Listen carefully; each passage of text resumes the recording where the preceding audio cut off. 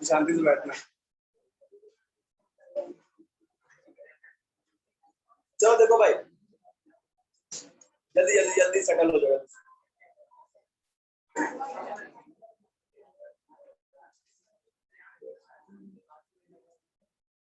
Start करें।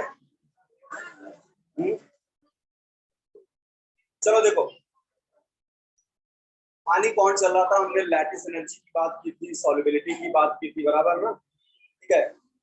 अब एक टॉपिक लैटिस एनर्जी में थोड़ा रिमेनिंग था कि how to calculate lattice energy. अपन लोगों ने कंपैरिजन तो कर लिया था लैटिस एनर्जी का कि small cation stabilises small anion या large cation stabilises large anion. अगर चार्ज का डिफरेंस हो रहा था तो जिसका चार्ज ज्यादा उसकी लैटिस एनर्जी ज्यादा होगी, हम साइज नहीं देखी।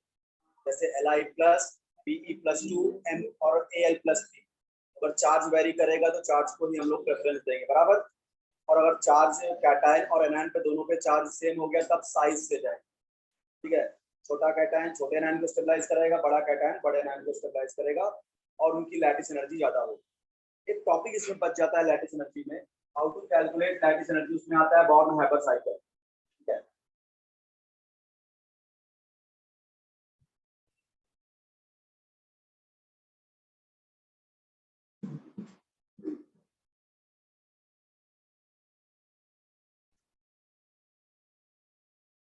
कैलकुलेशन ऑफ लैटिस एनर्जी में आता है अपने पास बॉर्न-हाइपर साइकिल।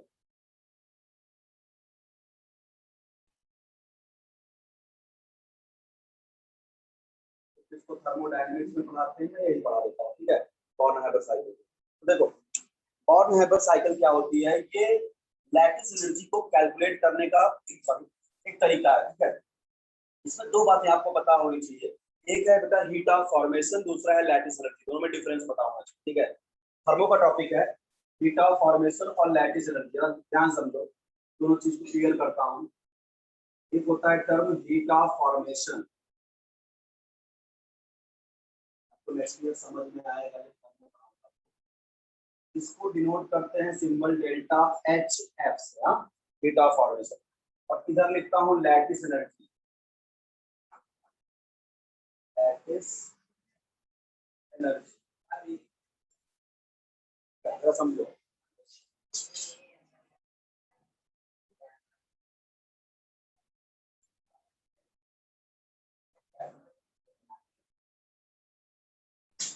टाइम पे आया करो यार। ठीक है, आज ही लेट हुआ है पहली बार। नेक्स्ट टाइम से एक बार मैं अंदर आ गया ना, तुम नहीं अंदर आ पाओ। ठीक है, जब तक मैं बाहर बैठा हूँ तब तक तुम लकी हो। ठीक है, अगर मैं अंदर आया ना पिछली बार तो नो एंट्री, मेरे अंदर आने के बाद आप खड़े रहोगे बाहर। बस भगवान से मनाओ मैं लेट हो। ठीक है, हीट ऑफ फॉर्मेशन और लैटिस एनर्जी क्या होता है बेटा? अगर मैं एक मोल कोई भी आयनिक सॉलिड बनाऊं, बहुत ध्यान समझना, NaCl सॉलिड, मैंने एक मोल कंपाउंड बनाया। ठीक है, और अगर मैं एक मोल आयनिक सॉलिड को बना रहा हूं, उसके गैसियस कैटायन और गैसियस एनायन से नहीं बना रहा हूं, उसके कॉन्स्टिट्यूएंट एलिमेंट से बना रहा हूं, जो उसका नेचुरल एलिमेंट है, नेचुरल फॉर्म। इस सोडियम से बनाऊंगा, बहुत ध्यान समझिएगा, Na solid plus chlorine gas, ये इनके एलिमेंटल फॉर्म है ना। यानी हमने देखो एक मोल ही आयनिक सॉलिड बनाया, एक मोल बनाया, बट क्या बनाया हमने? उसके कॉन्स्टिट्यूएंट एलिमेंट से बनाया, जो अपने स्टैंडर्ड स्टेट में सोडियम सॉलिड और क्लोरीन गैस। रिएक्शन को बैलेंस भी कर दो तो यहाँ 1/2 डाल दो, बस रिएक्शन बैलेंस हो जाएगी। ठीक है, तो यहाँ पे देखो जो एनर्जी रिलीज होगी ना, उसे बोलेंगे हम लोग heat of formation. Heat of formation यानी अगर एक मोल आयनिक सॉलिड अपने कॉन्स्टिट्यूएंट एलिमेंट से बन रहा है तो उस दौरान जो एनर्जी रिलीज होगी, भैया बॉन्ड ही तो बन रहा है ना यार, जब भी बॉन्ड बनेगा तो एनर्जी रिलीज होगी। बॉन्ड फॉर्मेशन एक्सोथर्मिक प्रोसेस है। तो अगर एक मोल आयनिक सॉलिड अपने कॉन्स्टिट्यूएंट एलिमेंट से बन रहा है, उस दौरान जो एनर्जी रिलीज होगी that is called heat of formation. और बेटा अगर मैं यही NaCl बनाऊं, एक मोल आयनिक सॉलिड ही बनाऊं, ठीक है, लेकिन उसके आइसोलेटेड गैसियस कैटायन और गैसियस एनायन से बनाऊं, तब जो एनर्जी रिलीज होगी that is called lattice energy. Difference clear करिए। ठीक है, हीट ऑफ फॉर्मेशन और लैटिस एनर्जी में क्या डिफरेंस होता है? ठीक है, यहाँ भी देखो मैंने एक मोल ही सॉलिड बनाया है, लेकिन मैंने गैसियस कैटायन और गैसियस एनायन से मिलकर बनाया। यहाँ भी मैंने वही देखो एक मोल NaCl ही बनाया है, बट कॉन्स्टिट्यूएंट एलिमेंट से बनाया है। तो अगर कोई भी 1 मोल सब्सटेंस में बनाऊं, ठीक है, अब यहाँ मैं आयनिक बॉन्ड की बात कर रहा हूँ तो मैं आयनिक सब्सटेंस बनाऊंगा, ठीक है। तो अगर मैं 1 मोल आयनिक सॉलिड का फॉर्मेशन कर रहा हूँ, उसके करस्पॉन्डिंग या कॉन्स्टिट्यूएंट गैसियस कैटायन और गैसियस एनायन से उस दौरान जो एनर्जी रिलीज होती है दैट इज कॉल्ड लैटिस। और अगर मैं वही 1 मोल आयनिक सॉलिड बनाऊं उसके कॉन्स्टिट्यूएंट एलिमेंट से, तो उस दौरान जो एनर्जी रिलीज होती है that is called heat of formation. तो क्या बोलते हैं? Heat of formation. तो बेसिक डिफरेंस समझ में आया क्या? हीट ऑफ फॉर्मेशन में 1 मोल आयनिक सॉलिड यहाँ भी बनाया, 1 मोल वहां भी बनाया, ठीक है। बस यहाँ पे 1 मोल मैंने कैसे बनाया? कॉन्स्टिट्यूएंट एलिमेंट से बनाया, और वहां पे 1 मोल कैसे बनाया? गैसियस कैटायन और गैसियस एनायन से बनाया। दोनों जगह एनर्जी रिलीज हुई, पर इसको बोलते हैं हीट ऑफ फॉर्मेशन, उसको बोलते हैं लैटिस एनर्जी। बात समझ में आ रहा है क्या? तो देखो कैसे लैटिस एनर्जी कैलकुलेट होती है। मान लो बेटा मुझे लैटिस एनर्जी कैलकुलेट करना है, इसका मतलब सपोज करो यही इक्वेशन दी गई है। 12th में आओगे तो टॉपिक पढ़ोगे बेटा hash law of constant heat summation, ठीक है। हैश लॉ ये बोलता है बेटा, पढ़ाएंगे हम थर्मोडायनेमिक्स में, कि कोई भी रिएक्शन चाहे एक स्टेप में हो या एक से अधिक स्टेप में हो, एंथैल्पी चेंज रिमेन्स कांस्टेंट। यानी अगर तुम रिएक्शन को एक स्टेप में कराओ या उसी रिएक्शन को कराने में तुम 10 स्टेप ले लो, जो टोटल हीट का चेंज आएगा ना वो इक्वल ही होगा। मतलब कहने का मतलब क्या है, समझो। मान लो मेरे पास ए से हमने बना दिया आपका डी, ये सिंगल स्टेप में हमने ए से डी बना दिया, ठीक है। अब मान लीजिए इस दौरान जो एंथैल्पी का चेंज आया वो आया डेल्टा एच, एंथैल्पी मतलब हीट, ठीक है। और अब एक स्टेप में डेल्टा एच आया, अब मैं ए से डी बनाने के लिए क्या किया? पहले मैंने ए से बी बनाया, एंथैल्पी चेंज आया डेल्टा एच1 का। बी से फिर मैंने सी बनाया, एंथैल्पी चेंज आया डेल्टा एच2 का। सी से मैंने डी बनाया, एंथैल्पी चेंज आया डेल्टा एच3 का। तो हैश लॉ क्या बोलता है? Delta H equal to delta H one plus delta H two plus delta एच3, इसी को बोलते हैं Hess law. Whether chemical reaction takes place in one step or more than one step, enthalpy change remains constant. बात समझा ना? चाहे केमिकल रिएक्शन को आप एक स्टेप में कराओ या एक से अधिक स्टेप में कराओ, तो एंथैल्पी चेंज होगी हमेशा क्या होगी? कांस्टेंट। देखो मैंने ए से डी बेटा एक ही स्टेप में बनाया, बराबर। अब उसी ए से डी बनाने के लिए हमें 3 स्टेप लिए, पहले ए से बी बनाया, फिर बी से सी बनाया, फिर सी से डी बनाया। ऐसा समझो, मान लो यहाँ पे जो एनर्जी रिलीज हुई थी 100 किलो, 100। अब यहाँ रिलीज हुई 30, यहाँ हुई 30, यहाँ हुई 40, 30 30 40 जोड़ोगे तो समझ में आया क्या? फिर चाहे कोई केमिकल रिएक्शन एक स्टेप में हो या एक से अधिक स्टेप में हो, जो हीट का एक्सचेंज होता है, जो हीट रिलीज या एब्जॉर्ब होती है, उसका मैग्नीट्यूड हमेशा सेम होता है, ठीक है। चलो अब इसी बात को लेके हम बॉर्न-हाइमर साइकिल ड्रॉ करते हैं। देखो मान लो मेरे पास ये एक इक्वेशन है, यहाँ इसी का बॉर्न-हाइमर साइकिल आपको बनाना है, ठीक है। क्वेश्चन भी कैसे आते हैं मैं आपको बताऊंगा। देखो ये एक स्टेप मैंने सीएल बन गया। अच्छा बताओ, अगर मुझे लैटिस एनर्जी निकालनी है तो मुझे इन दोनों से ये दोनों बनाने पड़ेंगे। मतलब जो मेरे पास सोडियम है उससे एक इलेक्ट्रॉन निकालना पड़ेगा, और जो गैसियस क्लोरीन है उसमें एक इलेक्ट्रॉन डालना पड़ेगा, तब जाके गैसियस कैटायन और गैसियस एनायन बनेगा। तो बहुत ध्यान से समझना क्या होगा। अपने को पता, अपन लोग सॉलिड एटम से इलेक्ट्रॉन निकाल नहीं सकते, उसको सबसे पहले गैसियस एटम में चेंज करना होगा। इसका मतलब मुझे सॉलिड को हीट करना होगा, तब वो गैसियस फॉर्म में जाएगा। और जब सॉलिड को हीट करके हम सोडियम गैस में लाएंगे, सबसे पहले ध्यान समझना जरा, इस दौरान हमने एनर्जी दिया होगा, that is called sublimation energy. Solid अगर डायरेक्टली गैस में जाता है उस एनर्जी को नाम क्या देते हैं? सब्लिमेशन एनर्जी, बराबर। जहां मैं हीट दूंगा, एनर्जी दूंगा, वहां प्लस साइन लिखूंगा, जहां से अगर हीट निकलेगी वहां माइनस साइन, ठीक है। चलो आपने क्या किया, सोडियम सॉलिड को सोडियम गैस में कन्वर्ट कर लिया। अब इससे आपको एक इलेक्ट्रॉन निकालना होगा, भाई ये तो बनाना है ना लैटिस एनर्जी के लिए। अब आप इससे एक इलेक्ट्रॉन बाहर कर लीजिए। तो आप बताइए किसी आइसोलेटेड गैसियस एटम से अगर एक इलेक्ट्रॉन बाहर करना है तब भी तो एनर्जी देते हो ना, इसको आप बोलते हो आयोनाइजेशन एनर्जी। इसका मतलब यहाँ पे आया आपका क्या? आयोनाइजेशन एनर्जी, क्योंकि हमने दिया इसलिए प्लस साइन। तो क्या सोडियम प्लस गैसियस तैयार? ये तैयार हो गया। अब अपने को क्लोरीन का एटम चाहिए, ये तो क्लोरीन का मॉलिक्यूल है। पहले मुझे मॉलिक्यूल से कहाँ लाना पड़ेगा? एटम में लाना पड़ेगा क्लोरीन को। अब जरा ध्यान समझो, देखो क्लोरीन मॉलिक्यूल में, एक क्लोरीन मॉलिक्यूल में क्लोरीन के कितने एटम होते हैं? 2। अगर बेटा मुझे 1 मोल बॉन्ड तोड़ना हो, जो एनर्जी देना पड़ता है ना, उसे बोलते हैं बॉन्ड डिसोसिएशन एनर्जी। ठीक है, बॉन्ड डिसोसिएशन एनर्जी। तो अगर मेरे पास 1 मोल गैसियस बॉन्ड है, तो अगर मैं उसको बॉन्ड डिसोसिएशन एनर्जी दूंगा, तो दोनों एटम बेटा गैसियस फॉर्म में क्या हो जाएंगे, अलग हो जाएंगे। गैसियस फॉर्म का मतलब बताया है कि गैस नहीं होते, बड़े दूर दूर होते। ठीक है, तो what is bond dissociation energy? Amount of energy required to dissociate 1 mole of gaseous bond and separate them into gaseous atom. ठीक है, अच्छा बताओ बेटा, अगर मेरे पास 1 मोल क्लोरीन का मॉलिक्यूल होता और अगर मैं बॉन्ड डिसोसिएशन एनर्जी देता, तो मुझे कितने क्लोरीन के एटम मिलते? 2 बराबर। और मुझे यहाँ पे लैटिस एनर्जी में कितने क्लोरीन के एटम चाहिए? 1। इसमें मैंने आधा मॉलिक्यूल लिया है ना, बात समझा क्या? इसमें मैंने हाफ मॉलिक्यूल लिया है। अच्छा, अगर हाफ मॉलिक्यूल होगा तो क्या मैं हाफ बॉन्ड डिसोसिएशन एनर्जी दे दूं? बराबर है ना? ठीक है, तो यहाँ पे मैं जो दूंगा, यहाँ पे क्लोरीन में +1/2 बॉन्ड डिसोसिएशन एनर्जी, क्योंकि अगर Cl2 होता तो Bd देने पर 2 क्लोरीन मिलते मुझे देखिए क्लोरीन चाहिए ना NaCl के लिए, इसलिए मैंने आधा मॉलिक्यूल लिया था, 1 क्लोरीन मिलेंगे और आधा मॉलिक्यूल तोड़ने के आधा बॉन्ड से एनर्जी दूंगा। समझ में आ रहा होगा सर? ठीक है, नहीं आ रहा तो और अच्छी बात है। क्लोरीन गैस हो गया। अब इधर देखिए, अब क्या इसको नेगेटिव बनाना है बेटा? और किसी भी गैसियस एटम को अगर नेगेटिव बनाना है तो उसमें एक्स्ट्रा इलेक्ट्रॉन डालना पड़ेगा, और उस टर्मिनोलॉजी को अपन लोगों ने पढ़ा, इलेक्ट्रॉन एफिनिटी बोलते हैं। ठीक है, जब भी किसी आइसोलेटेड गैसियस एटम में बाहर से एक्स्ट्रा इलेक्ट्रॉन ऐड करते हैं तो एटम एनर्जी रिलीज करता है, इसको हम लोग क्या बोलते हैं? Electron affinity. इसका अब इसमें मैं 1 इलेक्ट्रॉन डालूंगा, ये Cl माइनस गैसियस तो बन गया है, माइनस आ गया, और यहाँ से energy release, that is called electron affinity. Release होने वाली एनर्जी से माइनस लगा दिया। अब बताओ, क्या आपको गैसियस कैटायन बनता दिख गया, गैसियस एनायन बनता दिख गया? अब क्या दोनों में electrostatic force of attraction start होगा? ठीक है, यानी इन दोनों के बीच में अट्रैक्शन स्टार्ट होगा। अट्रैक्शन से बनेगा NaCl मॉलिक्यूल, बॉन्ड बनेगा, और जब भी बॉन्ड बनेगा तो एनर्जी रिलीज होगी, और यहाँ जो एनर्जी रिलीज होगी that is called lattice energy. क्या बोलेंगे?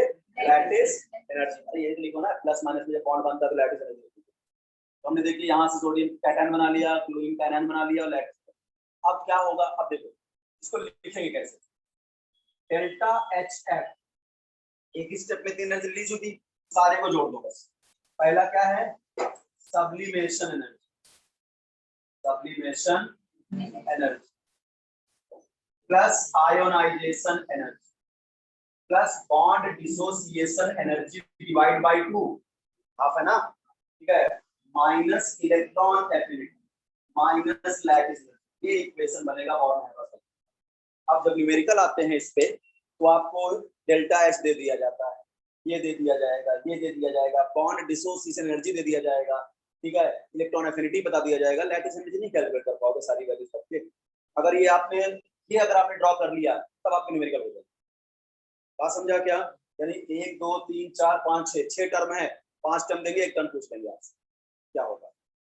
बस हाँ, थोड़ा समझाएंगे कैसे वो आपको बॉन्ड डिसोसिएशन एनर्जी देंगे क्लोरीन की, और जो उस बॉन्ड डिसोसिएशन एनर्जी मान लो दिया उन्होंने 500 किलो जूल, अब जो इस इक्वेशन को नहीं लिख पाएगा वो 500 रख देगा, जबकि 500 का आधा रखना था, 250 रखना था। ये इस पर दिमाग लगाना पड़ेगा। बात समझा क्या? तो ये आपको लिखना आना चाहिए। समझ में आया? पहला तो एक और केस करते हैं, कैसे लिखा जाएगा? कोई डाउट है किसी को? बोलो, समझा? अब चलो मान लो बेटा मुझे MgO का बॉन्ड हैबर साइकिल बनाने के लिए बोला, तब कैसे करेंगे?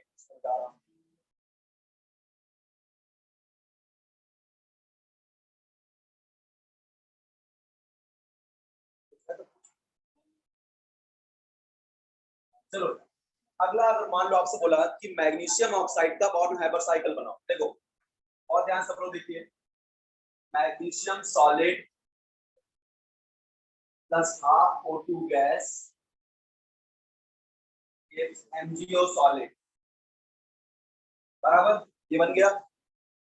अभी देखो, क्या हमने 1 मोल आयन सॉल्ट बनाया है? क्या उसके कॉन्स्टिट्यूएंट एलिमेंट से बनाया है? क्या इसका यहाँ जो हीट रिलीज होगी, क्या उसको हीट ऑफ फॉर्मेशन बोलेंगे? क्या डेल्टा HF। अब बताओ, मुझे अगर MgO बनाना है और लैटिस एनर्जी निकालना है तो कैसे निकलेगा बेटा? मेरा टास्क क्या होगा? किसी तरह से मैं Mg+2 गैसियस बनाऊं और O-2 गैसियस बना। जब दोनों मिलेंगे तो Mg और सॉलिड बनेगा और जो एनर्जी रिलीज होती है उसको लैटिस बोलेंगे, है कि नहीं। चलो अब इसी डायरेक्शन में आगे बढ़ते हैं। सबसे पहले मुझे मैग्नीशियम से 2 इलेक्ट्रॉन निकालना है, बट इलेक्ट्रॉन तो गैस से निकलते हैं ना, गैसियस फॉर्म से। अभी तो ये सॉलिड है, इसका सबसे पहले मैं सब्लिमेशन एनर्जी दूं और मैग्नीशियम को गैस में लाऊं। हाँ बेटा, जहां एनर्जी दोगे वो प्लस है, जहां पर एनर्जी खर्चा कर रहे हो, दे रहे हो, वहां प्लस है, एंडोथर्मिक प्रोसेस। जहां निकलती है वो एक्सोथर्मिक, ठीक है। तो सब्लिमेशन एनर्जी दिया छोटी भाई, सॉलिड को जब तक हीट नहीं करोगे गैस में ट्रांसफर हो जाएगा, ठीक है। चलिए अब देखो मैग्नीशियम गैसेस बन गया, ध्यान दो ध्यान दो ध्यान दो, इधर दो। अब अपने को 2 इलेक्ट्रॉन निकालना है बराबर, तो सबसे पहले पहला इलेक्ट्रॉन निकाला जाएगा Mg प्लस गैसियस, और यहाँ हम देंगे फर्स्ट आयोनाइजेशन एनर्जी। समझा क्या। अब इससे निकाला जाएगा दूसरा इलेक्ट्रॉन Mg+2 और यहाँ दिया जाएगा सेकेंड आयोनाइजेशन एनर्जी। बात समझा ना। अब बात आती है इसको मैंने अलग अलग क्यों लिखा। सर डायरेक्ट आप यहाँ से ऐसे क्यों नहीं लिख दिए, Mg गैस से डायरेक्ट Mg+2 बना दीजिए और लिख दीजिए +2 आयोनाइजेशन एनर्जी। ये मैं तब लिख सकता था जब पहली आयोनाइजेशन एनर्जी और दूसरी आयोनाइजेशन एनर्जी की वैल्यू एग्जैक्टली इक्वल हो। ऐसा होगा क्या, हमने आपको बताया था कि फर्स्ट पहला इलेक्ट्रॉन निकालना आसान होता है, कम एनर्जी से बात बन जाएगी, लेकिन दूसरा इलेक्ट्रॉन निकालना और डिफिकल्ट हो जाएगा, ज्यादा एनर्जी खर्च करना पड़ता है। इन दोनों एनर्जी का मैग्नीट्यूड क्या होगा, अलग होगा, इसलिए अलग अलग। बात समझा क्या। पहला इलेक्ट्रॉन तुम न्यूट्रल से निकाल रहे हो, थोड़ी एनर्जी में इलेक्ट्रॉन निकल जाएगा, कि जैसे ही एक इलेक्ट्रॉन निकाला तुम्हारे एटम पे पॉजिटिव चार्ज आता है। अब पॉजिटिव से नेगेटिव को खींचना बहुत डिफिकल्ट है, तो बहुत ज्यादा एनर्जी करना पड़ेगा, इसलिए दोनों आयोनाइजेशन एनर्जी की वैल्यूज अलग अलग होंगी, इसलिए मैं अलग अलग। बात समझ में आया क्या। आइए यहाँ तो तैयार, यानी ये वाला ये तैयार हो गया बिल्कुल। अब मुझे क्या चाहिए, एक ऑक्सीजन का गैसियस एटम चाहिए। मेरे पास देखो आधा मॉलिक्यूल है, अरे एक मॉलिक्यूल होता तो 2 ऑक्सीजन के गैसियस एटम मिलता बॉन्ड डिसोसिएशन एनर्जी देने पे। यहाँ पे भी क्या दूंगा मैं, plus bond dissociation energy divide by 2, बराबर ना। तभी तो एक एटम मिलेगा मुझे, ऑक्सीजन का गैसियस एटम मिलेगा। बताओ समझ में आ रहा है कि नहीं, ठीक है। अब देखो, अब इसमें 2 इलेक्ट्रॉन जोड़ना है। अब मैं इसमें पहला इलेक्ट्रॉन जोड़ूंगा तो एनर्जी रिलीज होगी फर्स्ट इलेक्ट्रॉन एफिनिटी, और ये बन जाएगा O- गैसियस। अब इसमें जब दूसरा इलेक्ट्रॉन ऐड करूंगा तो सेकंड इलेक्ट्रॉन एफिनिटी, और सेकंड इलेक्ट्रॉन एफिनिटी होती है पॉजिटिव, पढ़ाया है आपको, ठीक है। फर्स्ट इलेक्ट्रॉन एफिनिटी हमेशा क्या होती है, नेगेटिव, और सेकंड इलेक्ट्रॉन एफिनिटी क्या होगी, पॉजिटिव। यानी पहली बार जब आप इलेक्ट्रॉन जोड़ोगे तो एटम सहर्ष इलेक्ट्रॉन को स्वीकार कर लेगा और खुशी का इजहार करेगा, एनर्जी रिलीज कर। लेकिन एक बार इलेक्ट्रॉन आ गया तो एटम पे क्या जाएगा, माइनस चार्ज। अब तुम अगला माइनस ऐड करोगे तो आसानी से ऐड नहीं होगा, तो आपको एनर्जी दे के ऐड करना पड़ेगा, इसे सेकंड इलेक्ट्रॉन एफिनिटी पॉजिटिव। समझ में आया क्या। अब देखो क्या गैसियस कैटायन और गैसियस एनायन बनके तैयार हो गए क्या। अब इन दोनों में फोर्स ऑफ अट्रैक्शन स्टार्ट हो जाएगा, बॉन्ड बनेगा और लैटिस एनर्जी। समझ में आ रहा है क्या, ठीक है। अब इसको लिख दो जरा, heat of formation is equal to sublimation energy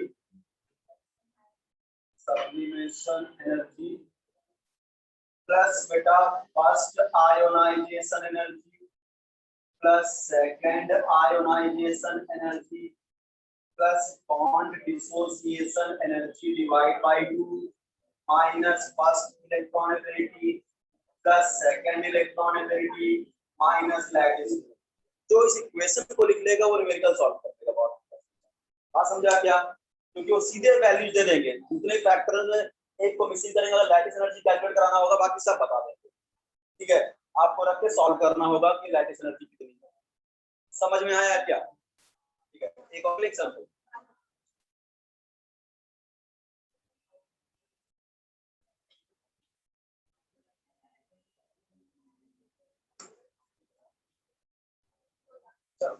calcium chloride का बॉर्न एबर साइकिल बनाते हैं। कैल्शियम सॉलिड, बात मत करो भाई, Cl2 gas gives CaCl2 solid. ये देखिए हमने 1 मोल आयनिक सॉलिड बना दिया, ठीक है। कॉन्स्टिट्यूएंट एलिमेंट से बनाया है क्या, उसका मतलब यहाँ जो भी हीट एब्जॉर्ब या रिलीज होगी that is called heat of formation. तो क्या बोलेंगे? Heat of formation. ठीक है, अब देखो बेटा, अब बताओ अगर मुझे लैटिस एनर्जी निकालना है तो मेरे दिमाग में ये चलना चाहिए calcium +2 gaseous 2Cl minus gaseous, और इससे बनेगा CaCl2 सॉलिड और निकलेगी लैटिस एनर्जी। बराबर, फिर इस फॉर्म में लेके आना है इक्वेशन को। कैसे करें बेटा? सबसे पहले कैल्शियम से 2 इलेक्ट्रॉन निकालना है, बट ऑलरेडी कैल्शियम सॉलिड में है, पहले इसको गैस में लेके आए, सब्लिमेशन एनर्जी देख। ठीक है, चलिए एग्जांपल तक तुमको समझ में आ जाना चाहिए। ठीक है, प्लस सब्लिमेशन। अच्छा, क्या तुमने कैल्शियम को गैसियस स्टेट में कन्वर्ट कर लिया? अब इससे तुमको फिर से 2 इलेक्ट्रॉन निकालना है, अलग अलग देना पड़ेगा एनर्जी। सबसे पहले तुम पहला इलेक्ट्रॉन निकालोगे कैल्शियम प्लस, तो यहाँ जो एनर्जी दोगे that is called first ionization energy. बराबर, अब इससे आप दूसरा इलेक्ट्रॉन निकालोगे कैल्शियम +2 गैसियस, इसको बोलोगे सेकंड आयोनाइजेशन एनर्जी। ये बन के तैयार Ca+। अब मुझे बहुत ध्यान से देख बेटा, अब की बार मुझे 2 क्लोरीन का गैसियस एटम चाहिए। बराबर ना? तो देखो CaCl2 कैसे बनेगा? Ca+2 से Cl- और ये अट्रैक्शन और ये अट्रैक्शन कुछ ऐसा है इसीलिए CaCl2 का। ठीक है, इसका मतलब मुझे 2 क्लोरीन के एटम चाहिए। अब देखो इसलिए मैंने 1 क्लोरीन का मॉलिक्यूल लेके बैठा हूं यहाँ पे। ठीक है, अब यहाँ पे पूरी की पूरी आपको देनी पड़ेगी बॉन्ड डिसोसिएशन एनर्जी, आप नहीं था पूरा। ठीक है, तो अपने को 2 क्लोरीन के गैसियस एटम मिल जाएंगे। अच्छा, अब बहुत ध्यान समझना बेटा, यहाँ पे इसको अगर देखोगे तो फील आ जाएगी कागज में करना क्या चाह रहा है। इस क्लोरीन में भी एक एटम, एक इलेक्ट्रॉन ऐड करूंगा, और इस क्लोरीन में भी एक इलेक्ट्रॉन ऐड करूंगा, तो दोनों एटम सेम है क्या? यानी जितना इस क्लोरीन में एक इलेक्ट्रॉन को ऐड करने पर इलेक्ट्रॉन एफिनिटी रिलीज होगी, उतना तो ये भी क्लोरीन देगा ना। तो यहाँ डायरेक्ट लिख सकते हैं कैसे? -2 electron affinity and 2Cl minus gas. समझा क्या? क्योंकि यहाँ दोनों एटम सेम है ना, तो एक इलेक्ट्रॉन इसमें भी ऐड किया, ये भी क्लोरीन, एक इलेक्ट्रॉन इसमें भी ऐड किया, ये भी क्लोरीन, तो जितना ये एनर्जी रिलीज करेगा एक इलेक्ट्रॉन ऐड करने पर, उतना तो ये भी क्लोरीन करेगा ना। इसे सीधे लिख दिया -2 टाइम्स ऑफ इलेक्ट्रॉन एफिनिटी। समझ में आया क्या? ठीक है, अब देखो तो गैसेस कैटायन बन गए, गैसेस एनायन बन गए। अब दोनों में अट्रैक्शन होगा, आयनिक सॉलिड बनेगा, और जो एनर्जी रिलीज करेगा दैट इज कॉल्ड लैटिस। समझ में आ गया क्या? इस तरह से कैलकुलेशन करते हैं लैटिस एनर्जी का। इक्वेशन क्या बनाओगे?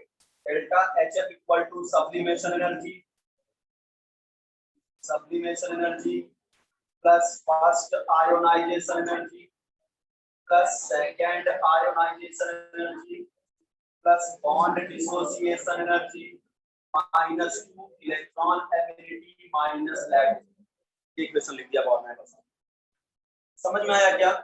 इस तरह से हम डिटरमाइन करते हैं lattice energy by the help of born Haber cycle.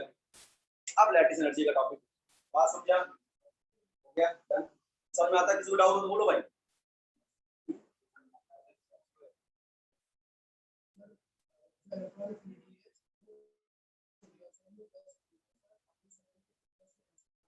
कौन सा? इसमें कैल्शियम क्लोरीन वाले में कैसे प्लस दूंगा बेटा? ये बता बेटा।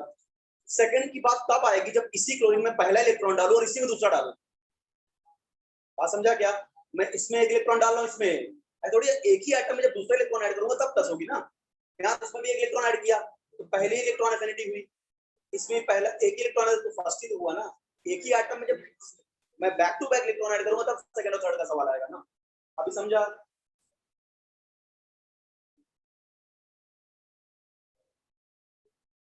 आइए, आयनिक बॉन्ड के लैटिस एनर्जी का टॉपिक हो गया, बॉन्ड हाइबर साइकिल हो गया। अब बेटा आता है आपको पढ़ने के लिए आता है फजान रूल। आयनिक बॉन्ड में ही फजान रूल।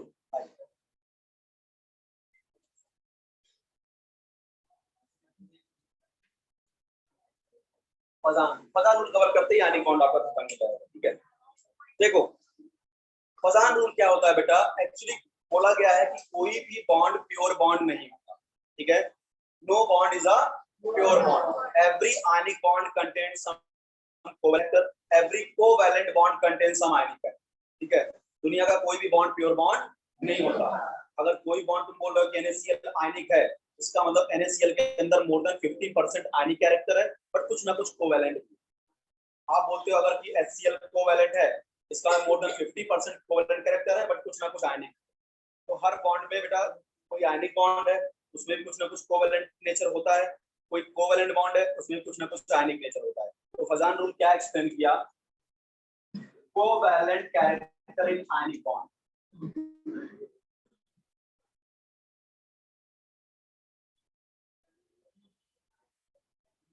आयनिक बॉन्ड के अंदर कोवैलेंट कैरेक्टर कैसे डेवलप होता है, इसको समझाया किसने? फजान। ठीक है, बहुत इंपॉर्टेंट रूल है बेटा, पीछे नहीं छोड़ेगा। ठीक है, यहाँ पढ़ लो, ब्लॉक केमिस्ट्री में जब सर पढ़ाएंगे तो देखना इसका यूज आएगा। Melting point, boiling point, solubility सब में फजान घुस जाएगा। ठीक है, देखिए covalent character in ionic bonds. देखिए क्या होगा, फजान ने क्या बताया बेटा कि आयनिक बॉन्ड के अंदर कोवैलेंट कैरेक्टर कैसे होता है, उसके एक टर्म दिया उसने, पोलराइजेशन। पोलराइजेशन क्या है? It is the attraction, it is the attraction or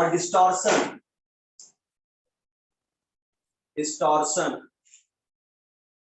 of electron cloud of anion towards cation। इसी को बोलते हैं पोलराइजेशन। ठीक है, यानी कैटायन जो होता है वो एनायन के जो वैलेंस इलेक्ट्रॉन होते हैं ना, उनको अपनी तरफ क्या करता है बेटा? पुल करता है, खींचता है, यानी कुछ ऐसा होता है, बहुत ध्यान रखिए। ये है अपना कैटायन। भाई अब आयनिक बॉन्ड के अंदर कोवैलेंट कैरेक्टर दिखा रहा हूँ, कैटायन और एनायन तो दिखाना ही पड़ेगा ना।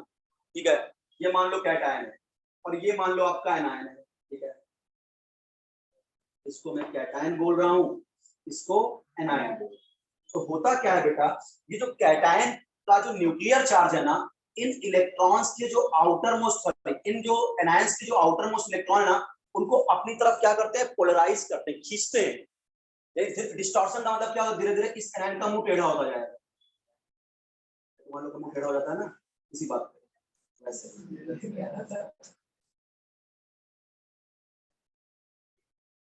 कुछ इस प्रकार से। बात समझा? यानी कैटायन जो है वो क्या कर रहा है? एनायन के आउटर मोस्ट इलेक्ट्रॉन को अपनी तरफ क्या कर रहा है? खींच रहा है, जिससे क्या डिस्टॉर्शन हो गया, एनायन का साइज चेंज हो गया। ठीक है, ऐसा आपको लग रहा है, ऐसी फीलिंग आ रही है कि कैटायन और एनायन के बीच में इलेक्ट्रॉन की शेयरिंग होती नजर आ रही है। होता कुछ ऐसा नहीं है, सब सोची समझी साजिश है। बात समझा ना? यानी क्या है आपका, ये कैटायन है, ये एनायन है, बताया गया, पढ़ना पड़ेगा भाई। अब भाई प्रॉपर शेयरिंग थोड़ी दिखेगी बेटा, आपको सजा ने समझाया तो पढ़ना पड़ेगा अपने को। कैटायन है, एनायन है। कैटायन ने क्या किया बेटा? एनायन के जो वैलेंस इलेक्ट्रॉन है, जो आउटर मोस्ट ऑर्बिट के इलेक्ट्रॉन है, उनको अपनी तरफ खींचा।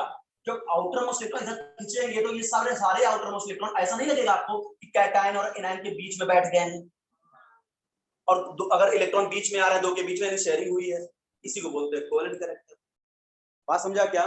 जो कैटायन होता है क्या करता है, वो एनायन के आउटर मोस्ट इलेक्ट्रॉन को तरफ पोलराइज करता है, खींचता है, जिससे क्या सारे इलेक्ट्रॉन ऐसा लगता है कि इस जोन में प्रेजेंट हो गए, और ऐसा लगता है कैटायन और एनायन के बीच में कई सारे इलेक्ट्रॉन बीच में पड़े हुए हैं, और वो लगता है कि शेयर किए हुए इलेक्ट्रॉन। इसी को बोलते हैं क्या? कोवैलेंट कैरेक्टर का डेवलपमेंट हो गया। कैटायन ये जो काम कर रहा है, कैटायन की इस पावर को बोलते हैं polarization power. Polarization power. Cation ये जो एनायन के आउटर मोस्ट इलेक्ट्रॉन की तरफ खींच रहा है ना, इसको क्या बोलते हैं? Polarization power. और एनायन क्या हो रहा है? कैटायन तरफ झुका जा रहा है, इसको बोलते हैं पोलराइजेबिलिटी। तो एनायन की टेंडेंसी को क्या बोलते हैं? पोलराइजेबिलिटी। तो कैटायन की होती है पोलराइजेशन पावर और एनायन की होती है पोलराइजेबिलिटी। ठीक है, इसका मतलब बता बेटा, सोच के बताना, जितना ज्यादा कैटायन का पोलराइजेशन पावर होगा उतना ज्यादा कोवैलेंट नेचर होगा। भाई जितना ज्यादा कैटायन पोलराइज कर लेगा एनायन को, उतना ज्यादा इलेक्ट्रॉन शेयर होते होते दिखेंगे ना आपको बीच में, और जितना ज्यादा एनायन पोलराइज हो जाए आसानी से, उतना ज्यादा कोवैलेंट कैरेक्टर होगा।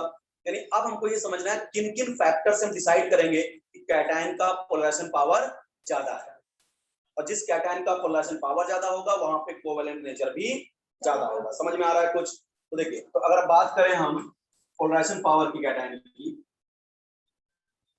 फैक्टर, लास्ट में एकदम छोटा सा ट्रिक दे दूंगा आपको, फैक्टर अफेक्टिंग, डिटेल में पढ़ लो, factor affecting polarisation power of cation. Question भी करेंगे इस पे, पोलराइजेशन पावर ऑफ कैटायन। भाई जितना ज्यादा पोलराइजेशन पावर उतना ज्यादा कोवैलेंट कैरेक्टर, जितनी ज्यादा पोलराइजेबिलिटी उतना ज्यादा कोवेलेंट कैरेक्टर, ठीक है। देखो पहला फैक्टर आप खुद देख के बता दोगे।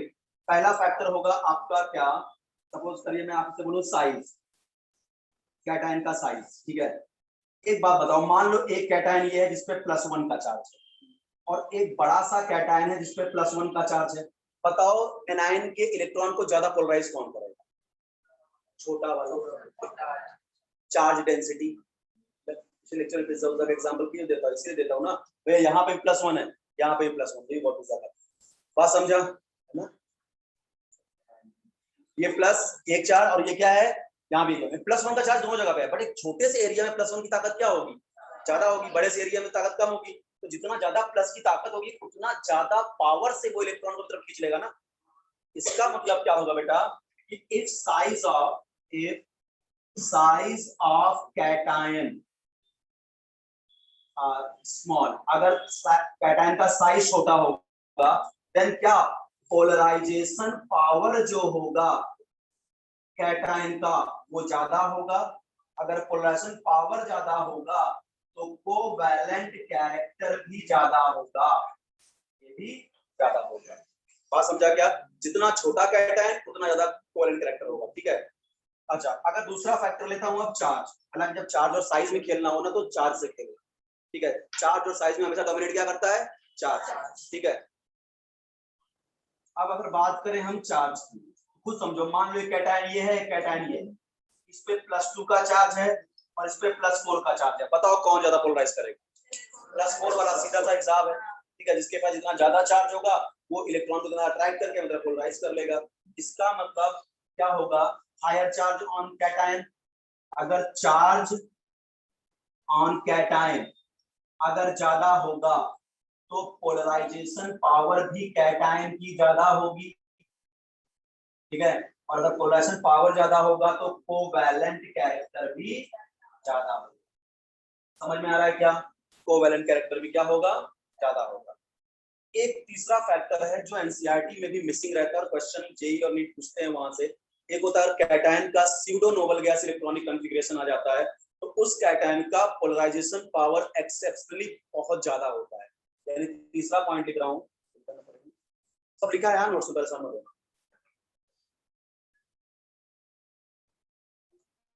नोट सही होगा ना, आज देखेंगे, ठीक है। चलो देखो, तीसरा है बेटा कैटायन का तीसरा पॉइंट है, कैटायन हैविंग, बहुत ध्यान से समझना, cation having pseudo noble gas electronic configuration,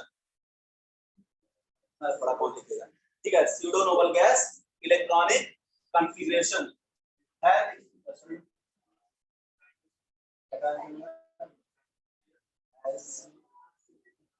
more covalent character than noble gas electronic configuration cation. समझा दूंगा, परेशान हो। यानी अगर किसी भी कैटायन का कॉन्फ़िगरेशन स्यूडो नोबल गैस ले ले, आप लोग सर हम कैसे पहचानेंगे स्यूडो नोबल गैस क्या होता है, ठीक है, तो उसको भी सुन लो, ठीक है। क्या होता है pseudo noble gas electronic configuration? देखो, स्यूडो का मतलब फॉल्स होता है, pseudo noble gas electronic configuration का मतलब क्या होता है, वो ध्यान रखना। इनर्ट गैस का electronic configuration, inert gas plus D10, इसको बोलते हैं pseudo noble gas electronic configuration. Inert gas plus D10, ठीक है। इनर्ट गैस क्या होता है, NH2NP6। इनर्ट गैस का क्या आपने पढ़ाया था पीरियड टेबल में, NH2, सबका ऑप्टेट कंप्लीट होता है ना, तो NH2NP6 और आगे अगर ND10 भी आ जाए उसको स्यूडो नोबल गैस बोलते हैं। और अगर यही D10 हटा दो, इनर्ट गैस प्लस D10 क्या कहलाता है, स्यूडो नोबल गैस, ठीक है। जैसे एग्जांपल से क्लियर कर लेता हूं, मान लो आपसे बोला कि बताइए CuCl और NaCl में किसका कोवैलेंट कैरेक्टर ज्यादा है। बढ़िया क्वेश्चन है, CuCl आया हुआ क्वेश्चन एग्जामिनेशन, CuCl और NaCl में किसका कोवैलेंट कैरेक्टर ज्यादा है। देखो बेटा, ये +1, ये भी +1, ये -1, ये -1, चार्ज से डिसीजन ले नहीं पा रहे हो, कैटायन में भी चार्ज सेम, यहाँ भी चार्ज सेम, एनायन में भी चार्ज सेम, साइज तुम समझ ही नहीं पाओगे क्योंकि एक डी ब्लॉक का एलिमेंट दिया है, एस ब्लॉक का एलिमेंट, तो फंस जाओगे। बात समझा ना? तो क्या करना होगा, बहुत ध्यान समझो। अगर मैं कॉपर का इलेक्ट्रॉनिक कॉन्फ़िगरेशन लिखूं, बहुत ध्यान समझो, कॉपर का, तो क्या होगा, लास्ट इनर्ट गैस जो क्रॉस करके आया हुआ 18, ठीक है, और क्या होता है 3d10 4s1 बराबर, यही होता है कॉपर, मान चलो तुमको आता है। ठीक है, और Na प्लस का अगर मैं लिखूं तो एटॉमिक नंबर होता है 11 सोडियम, तो लास्ट इनर्ट गैस जो क्रॉस करके आया है वो नियॉन और 3s1 होता है क्या। तो ये मैंने लिया कॉपर का, बट अगर मैं कॉपर प्लस का इलेक्ट्रॉनिक कॉन्फ़िगरेशन लिखूं तो क्या ये एक इलेक्ट्रॉन निकाल दूं, तो Ar18 आर्गन प्लस 3d10, क्या आर्गन इनर्ट गैस है प्लस d10 स्यूडोनोबल गैस, समझा क्या, inert gas plus d10 pseudo noble gas. अब इधर देखिए, यहां से अगर मैं Na प्लस लिखूं, Na प्लस का इलेक्ट्रॉनिक कन्फिगरेशन, इसको निकाल दूं एक इलेक्ट्रॉन, तो क्या बचा केवल नियॉन, केवल inert gas plus d10 pseudo noble gas, समझ में आ रहा है। इसलिए इसका पोलराइजेशन पावर कॉपर प्लस का क्या होगा, ज्यादा होगा, सिर्फ कोवैलेंट कैरेक्टर इसका ज्यादा होगा, इसका कम। समझ में आया क्या। तो अगर किसी कैटायन का स्यूडोनोबल गैस इलेक्ट्रॉनिक कॉन्फ़िगरेशन आ जाता है तो उसका जो पोलराइजेशन पावर होता है बेटा एक्सेप्शनली काफी हाई होता है। तो अब अगर तुमने कॉपर याद कर लिया, बात सुनो, कॉपर के नीचे पीरियोडिक टेबल में है सिल्वर और सिल्वर के नीचे है गोल्ड, इन सब का कैटायन का कॉन्फ़िगरेशन स्यूडोनोबल गैस हो जाएगा। या जैसे कॉपर प्लस वैसे सिल्वर प्लस वैसे गोल्ड प्लस, एक दूसरे के नीचे तो है ना, कॉपर सिल्वर गोल्ड, याद करें कौन आगे आया, ठीक है, कौन आगे आया, ये है स्यूडोनोबल गैस। और जैसे ही अब देखो यहाँ पे एक और एग्जांपल लेता हूं, जैसे मान लो आपसे पूछ लिया बेटा, पड़ेगा इतने में तो लिखना है यार, मजबूरी है। अगला एग्जांपल देखो जरा, मान लो आपसे पूछा बेटा ZnCl2, ठीक है आपका, और ले लिया आपसे मान लीजिए MgCl2, ठीक है, बोला बताइए किसका कोवैलेंट कैरेक्टर ज्यादा है। ठीक है, अब देख बेटा यहाँ पे जिंक पे +2 का चार्ज है, क्लोरीन पे -1, हाँ आपको पता है दो क्लोरीन मिला के -2, +2 और -1, तो चार्ज डिसीजन ले नहीं पाओगे, ठीक है, और साइज भी तुम समझ ही नहीं पाओगे, एक s ब्लॉक का है दूसरा d ब्लॉक का है। अब देखो जिंक का अगर देखो तो जिंक का इलेक्ट्रॉनिक कॉन्फ़िगरेशन होता है, लास्ट इनर्ट गैस जो क्रॉस कर गया 18 3d10 4s2, ये जिंक का हो गया। मैग्नीशियम का होता है आपका क्या, लास्ट इनर्ट गैस कौन सी क्रॉस किया, ये नॉन तो क्रॉस किया ना, और 3s2 बराबर, ये हो गया। तो अगर मैं जिंक +2 का इलेक्ट्रॉनिक कॉन्फ़िगरेशन लिखूं तो इलेक्ट्रॉन 4s से निकालूंगा, ठीक है, इलेक्ट्रॉन निकलते हमेशा आउटर मोस्ट ऑर्बिट से हैं, तो आर्गन और d10, argon noble gas plus d10 pseudo noble gas, बराबर ना। और यहाँ देखिए अगर मैं यहाँ से Mg+2 का इलेक्ट्रॉनिक कॉन्फ़िगरेशन लिखूं तो ये निकल जाएगा आपका, केवल क्या बचेगा नियॉन, ये इनर्ट गैस, इसका मतलब ये स्यूडोनोबल गैस इलेक्ट्रॉनिक कॉन्फ़िगरेशन है, इसका पोलराइजेशन पावर कैटायन का ज्यादा होगा तो कोवैलेंट कैरेक्टर की ज्यादा। समझ में आया क्या। तो अब जैसे जिंक होगा, जिंक के नीचे पीरियोडिक टेबल में क्या है, कैडमियम और फिर क्या है मर्क्यूरी। अब जैसे ये स्यूडोनोबल गैस तो वैसे ये स्यूडोनोबल गैस, जैसे ये ठीक है, जिंक कैडमियम और मर्क्यूरी भी क्या होगा, स्यूडोनोबल गैस इलेक्ट्रॉनिक कॉन्फ़िगरेशन को रखेगा। इसको याद कर लो, जिमी कनाडा होगा, ठीक है, जिमी कनाडा होगा, बंदा जिमी और कनाडा में रहता है, ठीक है, जिमी कनाडा होगा और वो कौन आगे आया, ठीक है, ये कैसे आपके हैं स्यूडोनोबल गैस इलेक्ट्रॉनिक कॉन्फ़िगरेशन। समझ में आया क्या। तो कैटायन का वो नहीं है जिम्मी आ जा, ठीक है, वो कनाडा में आएगा भी नहीं। सुनो, तीन बातें बताया, कैटायन को देख के पोलराइजेशन पावर कैसे, पहला हमने बताया चार्ज, अगर कैटायन का चार्ज ज्यादा है साइज देखने की जरूरत नहीं, ठीक है, चार्ज ज्यादा है तुमको साइज कंपेयर करने की जरूरत ही नहीं। जैसे मैं पूछ लूं Li+, फॉर एग्जांपल एक पूछ लूं आपसे, बताइए एक कैटायन है Li+, दूसरा कैटायन है बेरिलियम+2, तीसरा कैटायन है Al+3, बताइए किसका पोलराइजेशन पावर ज्यादा होगा, ये चार्ज, इस कैटायन का चार्ज ज्यादा, उसका पोलराइजेशन पावर होगा। चार्ज जब सेम हो जाए तब साइज पे जाना, चार्ज और साइज में हमेशा डोमिनेट क्या करता है, चार्ज, बात समझाना। तो कैटायन को देख के पोलराइजेशन पावर निकालने के तीन तरीके, आप या तो हायर चार्ज देख लीजिए कैटायन पे, या स्मॉल साइज, या फिर अगर स्यूडोनोबल गैस इलेक्ट्रॉनिक कॉन्फ़िगरेशन है तो एक्स्ट्रा स्टेबल हो जाएगा, सबसे ज्यादा कोवैलेंट कैरेक्टर को रखेगा, ठीक है। अब आते हैं एनायन, पोलराइजेबिलिटी को कैसे कंपेयर करते हैं।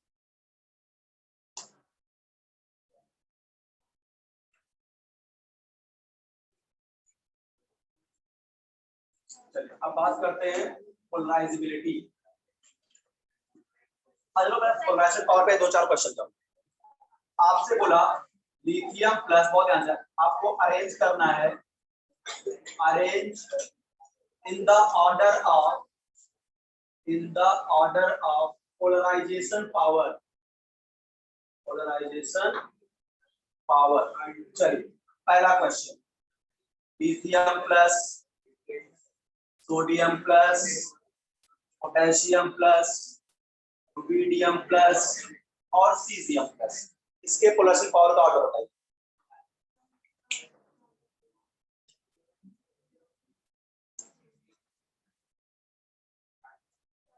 इंक्रीज होगा या डिक्रीज होगा?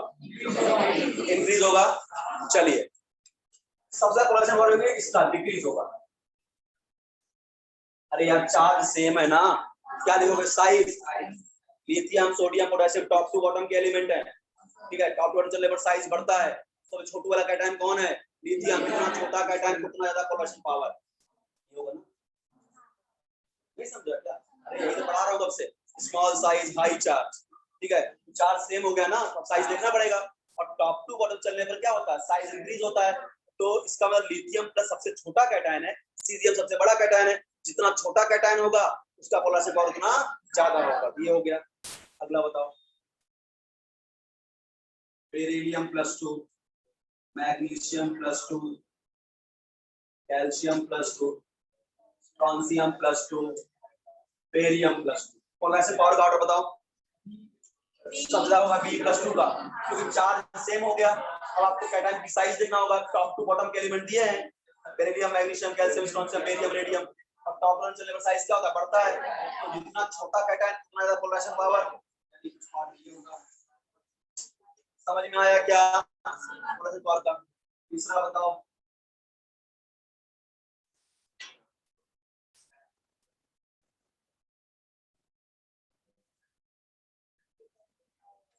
यहाँ क्या होगा? यहाँ चार्ज भी ज्यादा है, हायर चार्ज। चार्ज में हो गया तो आपको साइज देखना ही नहीं है, इसलिए चार्ज के हिसाब से आंसर करना है। Al+3 का पोलराइजेशन पावर ज्यादा होगा, ये हाईली कोवैलेंट होगा, ये हाईली आयनिक होगा। इसका भाई पोलराइजेशन पावर ज्यादा, उसका कोवेलेंट कैरेक्टर ज्यादा, यानी आयनिक कैरेक्टर कम। बात समझ में आ रहा है क्या? अब दिखाते हैं पोलराइजेबिलिटी।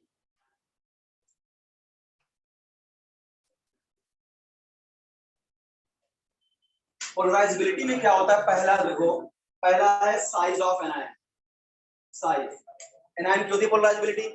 एक बात बताओ बेटा, एक छोटा सा एनायन है और एक बड़ा सा एनायन, तो बताइए कौन सा एनायन आसानी से पोलराइज होगा?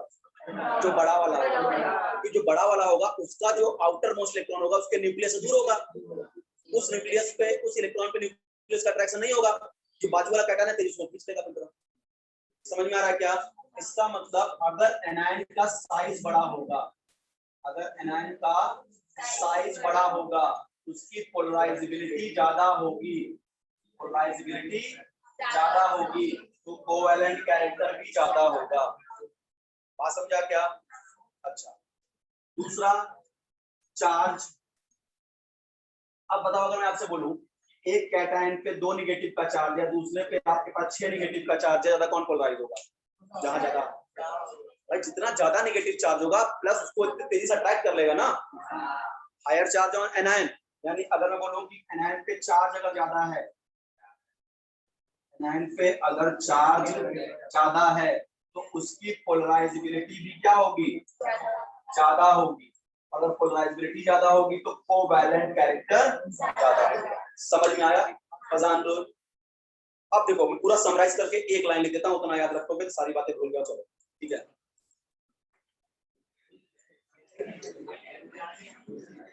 अपना काम था समझाना सब, बाकी याद रख पाते हो ये तुम्हारा।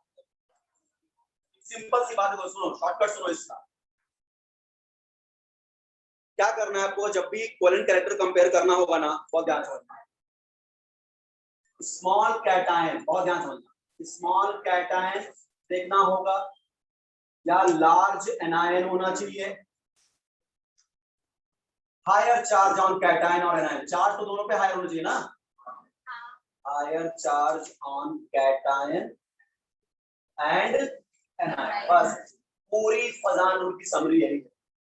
बस क्या मैंने पढ़ाया उसको सिर्फ 2 लाइन में लिख दिया कंपेयर करने के लिए। Small cation, large anion, higher charge on cation and anion. सबसे पहले चार्ज भी देखें, क्या कैटायन पे चार्ज बढ़ रहा है, क्या एनायन पे चार्ज बढ़ रहा है। क्या जब चार्ज सेम हो जाए ना तब साइज पे आना, तब कहां पे आना, साइज पे। समझ में आ रहा है क्या? चलो अगर मैं आपसे एक क्वेश्चन करा लूं, order of polarisability, order of polarisability, यानी पोलराइजेबिलिटी पूछ रहा हूं, पक्का मैं एनायन दूंगा आपको, ठीक है। फ्लोराइड, क्लोराइड, ब्रोमाइड और आयोडाइड, बताइए पोलराइजेबिलिटी किसकी ज्यादा होगी?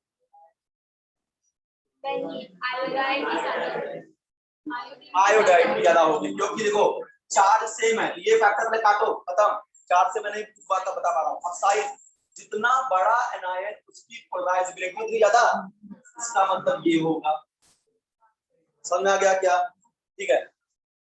O-2, S-2, Se-2, Pe-2, polarisability का ऑर्डर यही होगा। ऐसा जितना बड़ा एनायन उतनी ज्यादा पोलराइजेबिलिटी। समझ में आ रहा है क्या? N-3, O-2, F-1, पोलराइजेबिलिटी का ऑर्डर। अब देखो चार्ज आ गया, हायर चार्ज हम कह रहे हैं, अगर बोले चार्ज अगर बढ़ रहा है तो साइज की तरफ जाओ ही मत, ठीक है। ये चार्ज के हिसाब से डिसीजन ले, चार्ज और साइज में हमेशा क्या डोमिनेट करता है, चार्ज। समझ में ना? आई होप समझ में आ गया होगा पोलराइजेशन पावर एंड पोलराइजेबिलिटी। अब आता है कि इसको पढ़ के जाए क्वेश्चन कैसे है, ठीक है। और इसमें बेटा का ये लिखा है, इसका काम आएगा। देखो इस पे क्वेश्चन कैसे आएगा बेटा, क्वेश्चन करेंगे। अगर बेटा कोवैलेंट कैरेक्टर अगर किसी भी कंपाउंड में ज्यादा होता है, और ध्यान से ये क्वेश्चन बनाता हूं, सारे को भी आएगा। अगर कोवैलेंट कैरेक्टर ज्यादा होगा तो वाटर में सॉल्युबिलिटी कम होगी, क्योंकि वाटर में तो आयनिक कंपाउंड बोलते हैं ना, वाटर में सॉल्युबिलिटी क्या होगी, कम होगी। Melting point and boiling point भी कम होगा, ठीक है। और कलर इंपार्टिंग नेचर ज्यादा होगा। अगर कोवैलेंट नेचर बढ़ता है तो कलर इंपार्टिंग नेचर क्या होता है, बढ़ता है। ये इनकी एप्लीकेशन। फिर कोवैलेंट कैरेक्टर बढ़ेगा तो वाटर में सॉल्युबिलिटी बढ़ेगी, मेल्टिंग कम होगी, मेल्टिंग पॉइंट बॉइलिंग पॉइंट क्या होगा, कम होगा, और कलर इंपार्टिंग नेचर बढ़ जाएगा। अब कुछ जो क्वेश्चन आ चुके हैं मैं उसको करवा देता हूँ आपको, बाकी आपके पास बुक है, आप करते रहिएगा, यहाँ ना आए बताना। आपने को बोला क्या पीडीएफ करते रहते हो तुम लोग, जो है पीडीएफ रखते हो मोबाइल पर, तो कुछ बहुत कम ही लोग हैं जो पढ़ रहे हैं। Which will be having higher melting point, question करा रहा हूँ। अब तो लेकिन ध्यान रखना, अब सब जगह तो मेल्टिंग पॉइंट यही देख के मत सोचने लगना। केमिस्ट्री में अपार संभावना है एक्सेप्शन। अब ऐसा नहीं तुमको फजान रूल पढ़ा दिया तो हर जगह फजान रूल लगा रहे हो, कहीं लगेगा कहीं नहीं लगेगा। हाँ, एक्सेप्शन का दूसरा नाम है और केमिस्ट्री। हाँ, इनऑर्गेनिक हाईली एक्सेप्शन है। आप जितना डेटा यहाँ स्टोर कर लोगे ना उतना ज्यादा सिलेक्शन के चांस होते हैं। ऑर्गेनिक में तब भी चीजें ठीक है, ठीक है, लेकिन इनऑर्गेनिक बहुत गलत है। इनऑर्गेनिक और फिजिकल का तो टेंशन नहीं लेने का, वहां तो फॉर्मूला याद है तो काम हो जाता है। फिजिकल केमिस्ट्री जैसे आप स्ट्रक्चर आपने देख लिया, फिजिकल केमिस्ट्री का चैप्टर था, फॉर्मूला बेस्ड था सब, इसको याद हो कर जाता है, ठीक है। Which will be having higher melting point, क्योंकि melting point केवल फजान रूल से नहीं एक्सप्लेन होता, melting point crystal lattice energy पे डिपेंड करता है, melting point पैकिंग एफिशिएंसी पे डिपेंड करता है। जैसे जैसे क्वेश्चन आएगा 2 साल में करते जाओगे। आइए पहले आपको फजान के हिसाब से चलेंगे।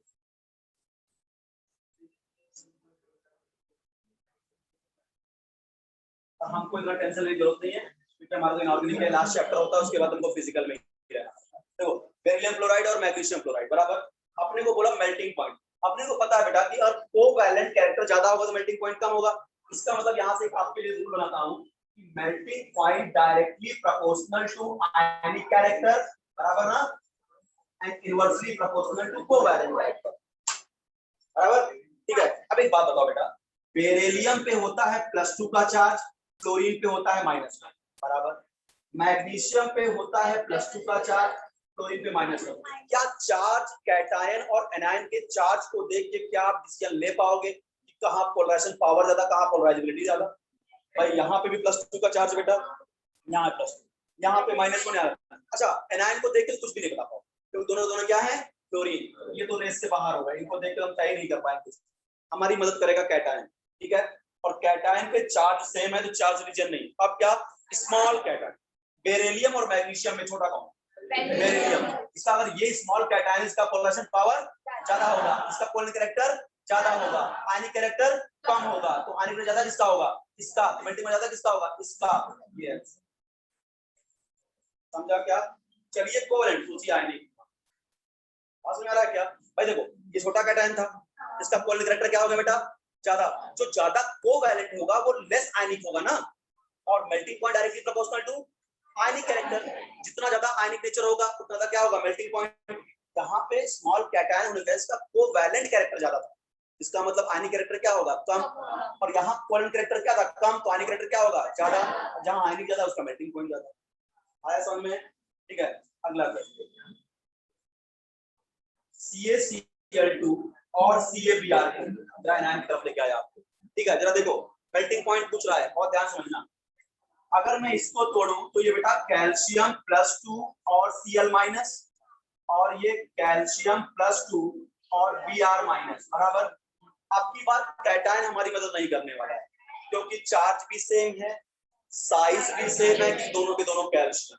तो अब हमारी मदद करेगा पोलराइजेशन को समझने में एनायन। तो आप बताइए चार्ज तो एनायन पे क्या हो गया? सेम। या तो हायर चार्ज देखिए एनायन पे, या तो एनायन का साइज बड़ा होना चाहिए। क्लोराइड और ब्रोमाइड में किसका साइज बड़ा है? ब्रोमाइड। अगर इसका साइज बड़ा होगा इसकी पोलराइजेबिलिटी ज्यादा होगी, इसका कोवैलेंट कैरेक्टर ज्यादा होगा, आयनिक कैरेक्टर कम होगा, तो आयनिक ज्यादा किसका होगा? इसका। इसका में बात समझ में आ रहा है क्या? ठीक है, अगला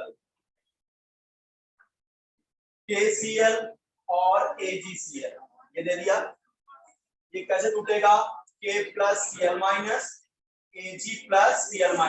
क्या एनायन से कुछ कर पाओगे?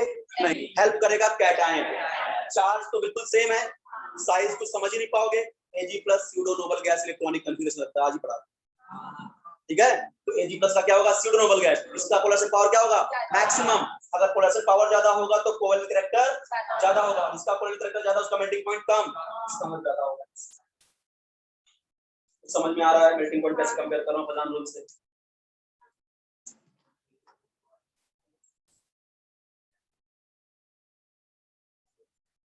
ये हो गया मेल्टिंग पॉइंट क्वेश्चन। अब वाटर सॉल्युबिलिटी के क्वेश्चन दिखा देता हूं। Which is more soluble in water? Which is more soluble in water? ठीक है, अब देखिए पहला क्वेश्चन है, आया हुआ क्वेश्चन सब करा रहा हूं, आप देखो कहीं कहीं मिलेगा आपको ये क्वेश्चन। Ag2S और Ag2O, ठीक है। पूरे इंडिया में ऐसी कोई क्लास नहीं होती होगी जहां एग्जांपल ना पढ़ाया जाता और कोई ढंग से पढ़ा रहा है, ठीक है। Ag2O और Ag2S में कौन ज्यादा वाटर सॉल्युबल है? एक बात समझो बेटा, यहाँ का कैटायन क्या Ag+ बनेगा और एनायन S-2, यहाँ का भी कैटायन Ag+ बनेगा, एनायन O-। क्या तुम कैटायन को देख के कोई डिसीजन ले सकते हो? अच्छा एक बात होता है, पानी में वही ज्यादा घुलेगा जहां पे आयनिक नेचर ज्यादा होगा। पोलर कंपाउंड पानी में ज्यादा घुलते हैं, नॉन पोलर कम घुलते हैं, और covalent compound mostly non polar. बात समझा क्या? तो अब आप समझिए कैटायन से तो कोई बात कर ही नहीं पाऊंगा। अब एनायन को देखो, ऑक्सीजन और सल्फर पीरियोडिक टेबल में टॉप टू बॉटम है, टॉप टू बॉटम चलने पर साइज बढ़ता है, इसका मतलब sulphide ion is a large anion in comparison to oxide. अगर ये लार्ज एनायन है तो इसका पोलराइजेबिलिटी ज्यादा होगा, इसका कोवैलेंट कैरेक्टर ज्यादा होगा, और कोवैलेंट ज्यादा होगा तो पानी में नहीं घुलेगा, इसका मतलब वाटर सॉल्युबल हो जाता है। समझ में आ रहा है क्या? अगला क्वेश्चन देखिए, आपसे बोला FeOH whole twice ferrous hydroxide and ferric hydroxide, बोला पानी में कौन ज्यादा घुलेगा वाटर सॉल्युबिलिटी। तो एक बात समझो, अपने को OH से तो लेना लाना ही नहीं, यहाँ पे Fe+2 होगा और OH-, यहाँ पे Fe+3 होगा और OH-, बराबर। OH- से तो मैच खत्म ही हो गया, उसे देखना ही नहीं। Cation higher charge on cation दिख रहा है क्या? अगर चार्ज ज्यादा तो पोलराइजेशन पावर ज्यादा है, इस कैटायन की पोलराइजेशन पावर क्या होगी? ज्यादा, इसका कोवैलेंट कैरेक्टर क्या होगा? ज्यादा। तो ज्यादा कोवैलेंट होगा पानी में नहीं घुलेगा, इसका पानी में ये जाएगा FeOH। आवाज समझ में आ रही है क्या? तो फिर फेरस हाइड्रोक्साइड जो है वो पानी में ज्यादा, समझ में आया अच्छे से?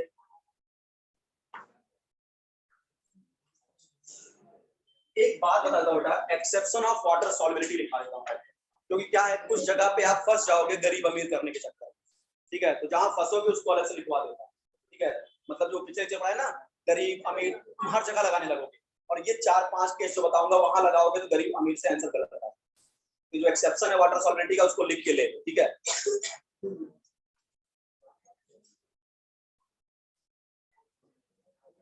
एक्सेप्शन ऑफ वाटर सॉल्युबिलिटी, जहां पे आप गरीब अमीर मत लगाना, उनकी बात कर रहा हूँ। एक्सेप्शन ऑफ वाटर सॉल्युबिलिटी, ठीक है? पहले सुन लो, समझ लो, लिख लेना, ध्यान दो। पहले तैयार हो गए, पेन पकड़ ध्यान दो, आइए ध्यान दो। पहला है बेटा, मैं वो एक्सेप्शन लिखा रहा हूँ जहां गरीब अमीर नहीं लगाना है, जहां खजान लगाना है, ठीक है? और ध्यान से वाटर सॉल्युबिलिटी, चिल्लाओ नहीं यार पीछे। पहला है halides of beryllium, halides of beryllium, जैसे beryllium fluoride, beryllium chloride, beryllium bromide और बेरिलियम आयोडाइड। नॉर्मली अगर आप गरीब अमीर का कंसेप्ट यहाँ पे लगाते तो बेरिलियम छोटा कैटायन है, फ्लोरीन भी छोटा कैटायन है। गरीब गरीब में प्यार ज्यादा होगा तो पानी में जो डिफरेंस ऑफ रेडियस होगा, हाइड्रोजन रेडियस, वो कम होगा, ये पानी में नहीं घुलेगा। और वहां पे क्या डिफरेंस ज्यादा होगा तो पानी में क्या हो जाएगा, घुल जाएगा, बराबर। जबकि यहाँ पे ऑर्डर आपका उल्टा है, बहुत ध्यान सुनिए।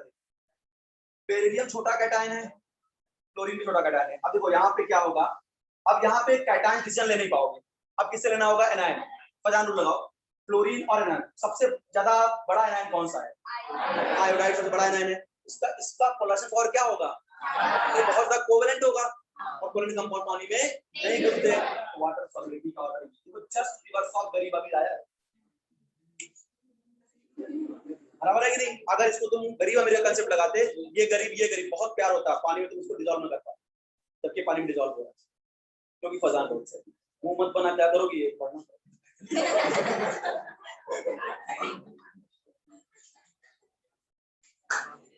सिलेक्शन पाना तो मेहनत तो करना पड़ेगा ना भैया, ठीक है? थैंक्स टू मी बोला करो, थैंक्स बोला तो मैं सब चीजें तुम्हारे सामने लाता हूँ, ये सब गड़बड़ करके आओगे, ठीक है? हैलाइड्स ऑफ बेरिलियम, समझ में आ रहा है क्या? यहाँ पे एक्सेप्शन फजान, एक्चुअली फजान का सेंस, ठीक है? अगला सेकंड जो एक्सेप्शन है, हैलाइड्स ऑफ सिल्वर, ये तो मैंने वहां भी लिखा है, हैलाइड्स ऑफ सिल्वर। तो क्या होगा देखो, silver chloride, silver chloride, silver bromide और सिल्वर आयोडाइड। मैंने पिछले लेक्चर में बताया था एक मात्र ही सिल्वर का हैलाइड होता है जो वाटर में सॉल्युबल होता है, सिल्वर फ्लोराइड, बाकी सब इनसॉल्युबल होते हैं। तो यहाँ कोई टेंशन नहीं लेना तुमको, ये सॉल्युबल है और ये इनसॉल्युबल है, इसका समझा सॉल्युबिलिटी इसकी, फिर इसकी। याद करिए हाइलाइट्स में केवल सिल्वर के हाइलाइट्स इनसॉल्युबल थे, PbI2 था जो इनसॉल्युबल था, ठीक है? तो यहाँ पे हो गया है हाइलाइट्स ऑफ सिल्वर। आगे अब देख लीजिए, यहाँ भी फजान रूल के हिसाब से आंसर दिया हूँ, फजान के हिसाब से, क्योंकि बड़ा एनायन है तो पोलराइजेशन पोलराइबिलिटी क्या होगी, ज्यादा, कोवेलेंट कैरेक्टर ज्यादा और पानी में सॉल्युबिलिटी कम, ठीक है? तीसरा,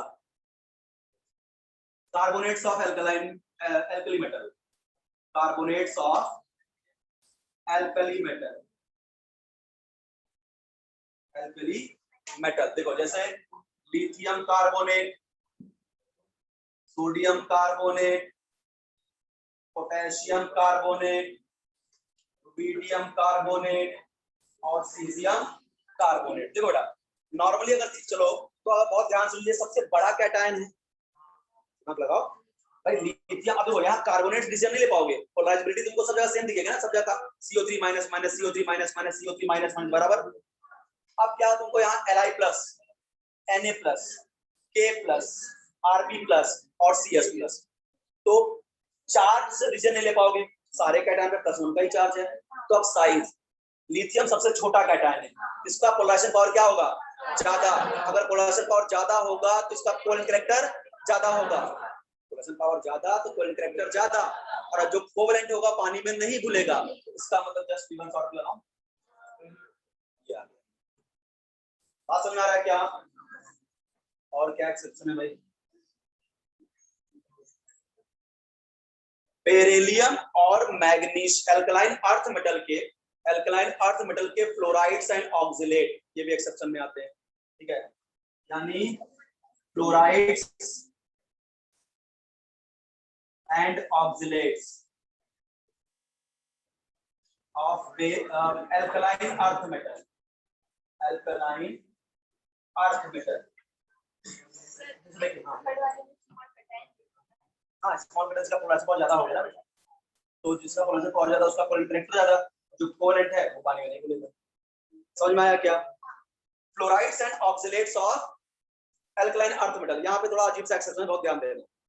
नॉर्मली क्या होना चाहिए, देखो, beryllium fluoride, magnesium fluoride, calcium fluoride, strontium fluoride और बेरियम फ्लोराइड। अच्छा एक बात बताओ बेटा, अगर थोड़ा से सबसे छोटा कैटायन है, ठीक है, इसका पोलराइजेशन पावर क्या होगा? ज्यादा। इसकी वाटर सॉल्युबिलिटी क्या होनी चाहिए? सबसे कम, सबसे कम। और क्या होता है इससे ज्यादा होनी चाहिए, इससे ज्यादा, क्योंकि भाई यहाँ कैटायन का साइज बढ़ रहा है, पोलराइजेशन पावर कम हो जाएगा। तो ऑर्डर क्या होना चाहिए? सबका वाटर सॉल्युबल कौन होना चाहिए? ये देखो यहाँ स्मॉल कैटायन, ये सबसे छोटा कैटायन होने की वजह से इसका पोलराइजेशन पावर क्या हो गया? ज्यादा। तो हाईली कोवेलेंट हो गया ना, इसमें वाटर सॉल्युबिलिटी क्या होनी चाहिए? कम, इसकी कम, ठीक है, उससे ज्यादा इसकी। समझ पा रहे हो क्या? ठीक है, लेकिन होता एक्सेप्शन बहुत खतरनाक है कि इधर वाला यहाँ तक तो बढ़ना चाहिए, लेकिन इसको छोड़ो, छुपा लो, इसको हटाओ, इनको देखो, इनको जरा देखो चारों को। अगर देखो मैग्नीशियम और बेरियम में कंपेयर करोगे, सब में +2 का चार्ज, तो 4 से डिसीजन नहीं ले पाओगे।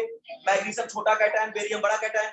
मैग्नीशियम छोटा कैटायन होगा तो इसका कोवेलेंट कैरेक्टर ज्यादा होगा, तो पानी में सॉल्युबिलिटी कम, तो ये कम सॉल्युबल, उससे ज्यादा, उससे ज्यादा, उससे ज्यादा, बराबर। बोलो सर इनके बारे में बहुत खतरनाक है, सबसे ज्यादा एक्सेप्शन। बेरिलियम फ्लोराइड, समय आएगा तो अल्कलाइन अर्थ मेटल बताऊंगा बेरिलियम ऐसा क्या करते हैं, बात समझा ना?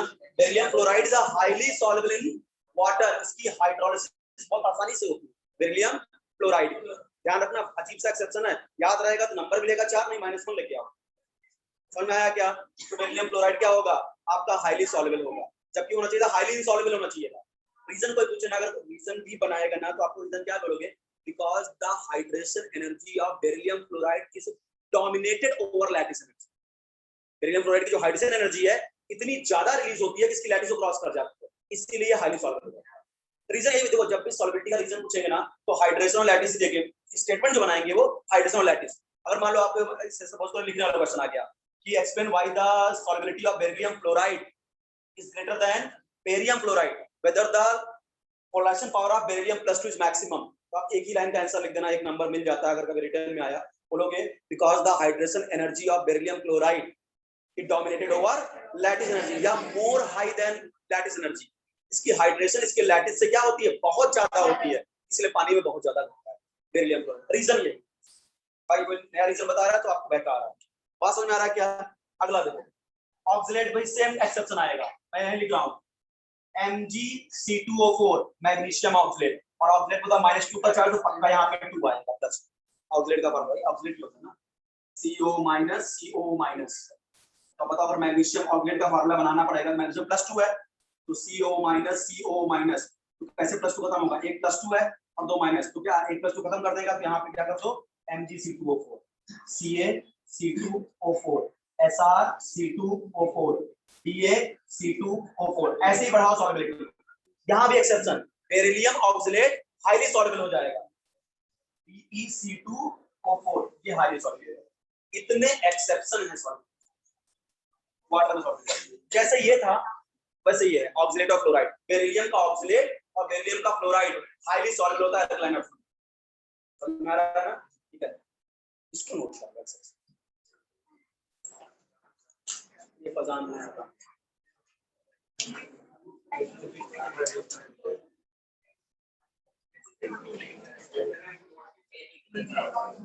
जहां भी लिख रहे हो नोट होने ना पाए 2 साल के बाद, तुम कहीं भी रैंडम लिख के रख दे रहे हो, ठीक है?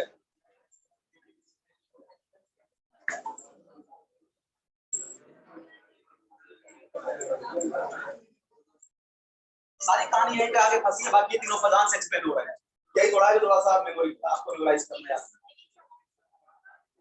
फजान हुआ बेटा, बस बस यहाँ पे एक्सेप्शन आ गया ना, सारा फजान की हिसाब चल रहा है, बट बेरिलियम क्लोराइड फजान का एक्सेप्शन बन गया। एक्चुअली क्या होता है ना बेटा, सब कुछ केमिस्ट्री में डेटा पे डिपेंड करता है।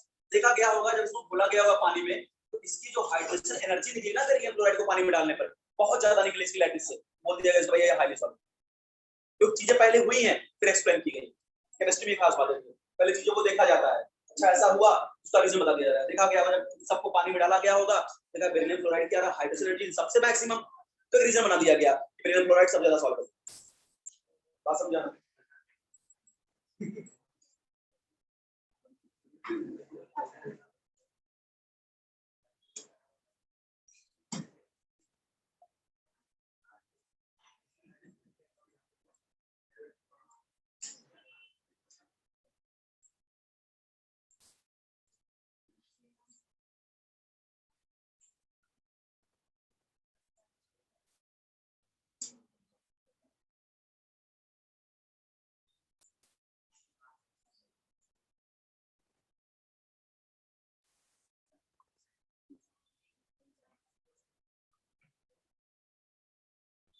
ऑर्गेनिक आप जितनी बार पढ़ोगे उतना ही ज्यादा आपके लिए अच्छा रहेगा। आप सोचो कि आज आप पढ़ लिए, एक महीने बाद पढ़ोगे, सब पूरा पूरा नॉर्मली में खास बात है हफ्ते में एक बार रिवीजन मांगता है, चाहे वो ब्लॉक केमिस्ट्री हो, एस ब्लॉक हो, बी ब्लॉक हो, हफ्ते दर हफ्ते बस एक बार देख लो, बस रटो मत बैठ के, हर हफ्ते देखते जाओ, याद हो जाएगा, क्योंकि सारे एक्सेप्शन भरे पड़े हुए ना, जिनको ये सब बात लास्ट मोमेंट पे याद रहेगी उन्हीं का फायदा होगा।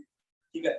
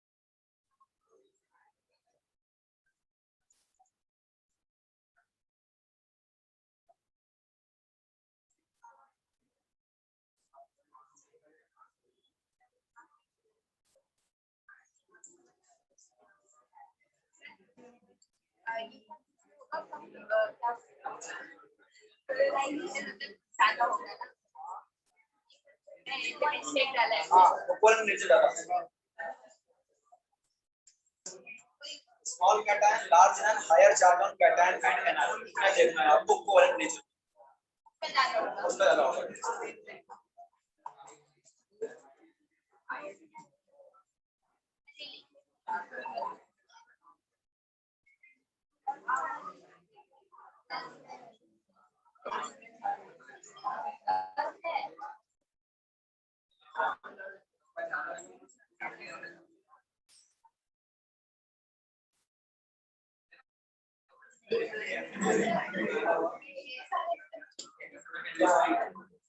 क्या पूछ रहा है? बहुत है बेटा, चलते रहेंगे तो ले लिया है ना साइंस, सब हमारी लाइन है।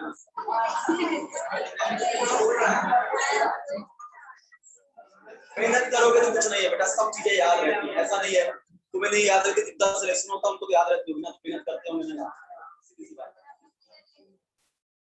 ऐसा थोड़ी होगा एकदम इतना स्पून फीडिंग करा दो, सब कुछ एकदम तुमको दे दो, कुछ तो मेहनत करना पड़ेगा, कुछ चीजें याद करनी पड़ेगी।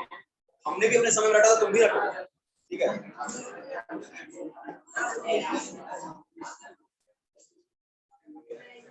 मतलब अगर हैलाइड्स ऑफ बेरिलियम आ जाए, हैलाइड्स ऑफ सिल्वर आ जाए, कार्बोनेट्स आ जाए, तब आपको फजान के अकॉर्डिंग वाटर की सॉल्युबिलिटी बतानी है, ना कि करीब और अबीर के अकॉर्डिंग। समझा ना?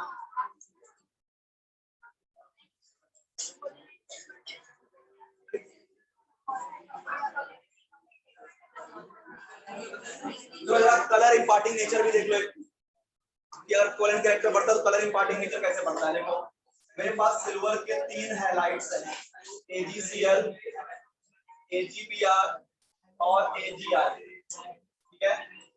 मैंने बोला अगर कोवैलेंट नेचर ज्यादा होगा तो कलर इंपार्टिंग नेचर भी ज्यादा होगा, जो जितना ज्यादा कोवैलेंट उसका उतना कलर। देखो बेटा अब ऐसा भी नहीं है अब हर जगह यही लगाना स्टार्ट कर दो तो यहाँ कोवैलेंट कैरेक्टर यहाँ कलर ज्यादा होगा। कलर के भी अलग अलग रीजन होते हैं, जब डी ब्लॉक पढ़ोगे वहां पढ़ाया जाएगा डी ट्रांजिशन से कलर दिखाते हैं। कुछ KMnO4 और K2Cr2 जैसे कंपाउंड आएंगे जो वेल कलर्ड होंगे उनको डी ट्रांजिशन करते ही नहीं, फिर भी कलर दिखाते हैं, तो वहां LMCT प्रिंसिपल पढ़ाया जाएगा आपको, ligand to metal charge principle, और फिर उससे जो नहीं बचेगा वो पोलराइजेशन से आएगा। एक चीज से हर जगह मत लगाना, ठीक है, हर एक से AgCl, AgBr और AgI, ठीक है। देखो AgCl होता है इसका व्हाइट प्रेसिपिटेट होता है, सब लोग जानते होंगे व्हाइट PPT। इसका पेल येलो प्रेसिपिटेट होता है, हल्का पीला, और इसका डार्क येलो प्रेसिपिटेट होता है। AgI का डार्क येलो प्रेसिपिटेट होता है, ये सब CPT है प्रेसिपिटेट। हाँ देखिए तो क्या होगा आपसे यही पूछा जाएगा कि AgI का इतना इंटेंस प्रेसिपिटेट, इंटेंस कलर का प्रेसिपिटेट क्यों बना रहा है AgI, जबकि सिल्वर का कैसा है, व्हाइट, यानी कलरलेस इसका, और AgI सिल्वर का ही हाइलाइट है, फिर भी इसका जो कलर है डार्क येलो, ऐसा क्यों? तो रीजन सुनो जरा। अगर मैं यहाँ बोलूं इसका एनायन है Cl-, इसका एनायन है Br-, और इसका एनायन है I-, अगर एनायन का साइज बढ़ेगा तो क्या पोलराइजेबिलिटी बढ़ेगी? भैया चार्ज तो सेम है ना, तो साइज से डिसीजन लेंगे, तो अगर एनायन की साइज ज्यादा होगी तो पोलराइजेबिलिटी ज्यादा होगी, इसका मतलब ये पोलराइजेबिलिटी का ऑर्डर हुआ, और जिस एनायन की पोलराइजेबिलिटी जितना ज्यादा होगा उसका कोवैलेंट कैरेक्टर उतना ज्यादा होगा, और जिसका कोवैलेंट कैरेक्टर ज्यादा होगा उसका कलर इंपार्टिंग नेचर ज्यादा होगा, इसलिए इंटेंस डार्क येलो कलर का। समझ में आया क्या? क्योंकि कोवैलेंट नेचर ज्यादा है तो आपका कलर का जो मैग्नीट्यूड है या जो इंटेंसिटी है कलर की वो ज्यादा, ठीक है। अब लास्ट पॉइंट 4-5 में बचा है, मुंह से बोल देता हूँ, सुन लो। प्रॉपर्टीज ऑफ आयनिक कंपाउंड सब बुक में लिखा है, पढ़ लेना, सब बकवास नहीं पढ़ाता कि क्रिस्टलाइन का ये कैसे होते हैं, जो आयनिक कंपाउंड्स होते हैं, जिन कंपाउंड में आयनिक बॉन्ड पाया जाता है उनको आयनिक कंपाउंड होते हैं, लिख के सब नोट्स में दे दिया है, ठीक है। आयनिक कंपाउंड जो होते हैं बेटा हार्ड एंड ब्रिटल होते हैं, बचपन से पढ़ते आए हो, ठीक है, हार्ड और ब्रिटल होते हैं, क्योंकि भैया सॉलिड है ना तो हार्ड ही होगा, ब्रिटल का मतलब जिसको मारने पर चूरन बन जाए, हाँ भंगुर किसे बोलते हैं हिंदी में, ठीक है, हाँ मतलब पाउडर फॉर्म में कन्वर्ट होता है, मारने पर भंगुर नमक होता है, हाँ ठीक है, तो उसको क्या बोलते हैं, हार्ड एंड ब्रिटल होते हैं। क्रिस्टलाइन नेचर के होते हैं, क्रिस्टलाइन का मतलब ये जो आपके आयनिक कंपाउंड्स होते हैं ना, इनकी एक स्पेसिफिक ज्योमेट्री होती है। आप 12th में सॉलिड स्टेट चैप्टर पढ़ाऊंगा तो आप देखोगे कि NaCl की ज्योमेट्री बताऊंगा, CCP पैकिंग में होता है NaCl, ठीक है, वो सब आपके लिए बहुत बड़ी बात हो जाएगी अभी के लिए, 12th में आएगी। तो क्रिस्टलाइन होता है, हार्ड एंड ब्रिटल होता है, ionic bonds are non directional in nature, यही सबसे important point, ionic bonds are non directional in nature, इसकी कोई डायरेक्शन नहीं होती, it is a basically electrostatic force of attraction जो कहीं से भी हो जाता है, हाँ समझे ना। तो अपोजिट चार्ज है उसकी कोई डायरेक्शन नहीं है कि वो x एक्सिस के थ्रू अट्रैक्ट हो रहे हैं कि y एक्सिस के थ्रू अट्रैक्ट हो रहे हैं, भाई प्लस माइनस में अट्रैक्शन होता ही होता है, उसके लिए कोई डायरेक्शन की जरूरत नहीं पड़ती, ये तुमसे अच्छा कौन समझ सकता है ना। तो आयनिक बॉन्ड्स क्या होगा, नॉन डायरेक्शनल इन नेचर, ठीक है, यही तो वजह है, देखो न्यूक्लियस चारों तरफ इलेक्ट्रॉन कितना तेज भाग रहा था, 2.2 × 10⁶, जैसे जैसे न्यूक्लियस दूर इलेक्ट्रॉन जा रहा है उसकी वेलोसिटी क्या हो जाती है, कम। तो बेटा जब भी अपोजिट चार्ज के पास आप पहुंचते हो ना बहुत तेज चक्कर लगा, रीजन ये होगा, ठीक है, समझदार समझ गया, समझा। तो हार्ड एंड ब्रिटल होते हैं, समझा, इतना अच्छे समझा, यही सब सिखाया गया, हार्ड एंड ब्रिटल, यहां बालिकाएं भी बैठी, हार्ड एंड ब्रिटल होता है बेटा, क्रिस्टलाइन नेचर का होता है, ठीक है। तीसरा क्या, नॉन डायरेक्शनल, बेहद इंपॉर्टेंट पॉइंट है, जबकि कोवैलेंट बॉन्ड बेटा डायरेक्शनल नेचर का, यानी हर कोवैलेंट कंपाउंड की ज्योमेट्री होती है, पढ़ा होगा CH4 टेट्राहेड्रल दिखता है, एल्कीन ट्राइगोनल प्लेनर दिखती है, एल्काइन लीनियर दिखती है, ठीक है। इसका मतलब जो भी कोवेलेंट होंगे उनका एक डायरेक्शन होता है, बट आयनिक बॉन्ड कैसे होते हैं? Non directional. यही एक पॉइंट है जो पूछा जा सकता है। और जो आयनिक कंपाउंड्स होते हैं बेटा, वो अपने सॉलिड स्टेट में they are bad conductor of heat and electricity, क्योंकि सॉलिड फॉर्म में इनके पास फ्री आयंस नहीं होते। लेकिन उसी नमक को जरा पानी में डाल दो तो पानी में जाते ही Na और Cl के बीच का प्यार खत्म हो जाता है, Na प्लस अलग Cl माइनस अलग, अब वो इलेक्ट्रिसिटी को कंडक्ट करते हैं क्योंकि आयंस फ्री हो गए। या फिर NaCl को हीट के मोल्टेन स्टेट में ले आओ, जब आप हीट एनर्जी दोगे NaCl को, पिघलाओगे नमक को, इतनी एनर्जी दोगे कि उससे Na प्लस Cl माइनस के बीच का बॉन्ड टूट जाएगा और आयंस क्या हो जाएंगे? फ्री, और मूव होकर इलेक्ट्रिसिटी को कंडक्ट। जैसे यार ये क्वेश्चन पूछा जा चुका है कि solid NaCl is a good conductor और bad conductor of electricity? Bad conductor. अपन लोग क्या इन नॉर्मल क्या पढ़ लेते हैं कि ionic compounds are good conductor of electricity, थोड़ा सा घुमा दिया क्वेश्चन। सॉलिड NaCl पूछा, सॉलिड NaCl नमक, ठीक है। तो जो जो सॉलिड NaCl होता है बेटा, वहां Na प्लस और Cl माइनस फ्री होते ही नहीं है। जब तक आयंस फ्री नहीं होंगे तब तक वो इलेक्ट्रिसिटी को कैरी कैसे करेंगे? जब आयंस मूव करेगा तभी तो इलेक्ट्रिसिटी मूव करेगी ना इलेक्ट्रोलाइट के सॉल्यूशन में। इसीलिए आयनिक कंपाउंड्स आर क्या होते हैं बेटा? Bad conductor of heat and electricity in their solid state, but in molten or in aqueous form they are good conductor of electricity due to free ions. And the last point, ionic compounds are polar in nature, that's why they are dissolved in polar solvent, like dissolve like. Polar polar भी बोलता है, non polar non polar भी बोलता है। This is all about ionic bond. ionic bond का topic खत्म। अब शाम को हम लोग पढ़ेंगे कोवेलेंट बॉन्ड और पढ़ेंगे लुईस डॉट स्ट्रक्चर बनाने की ट्रिक, ठीक है।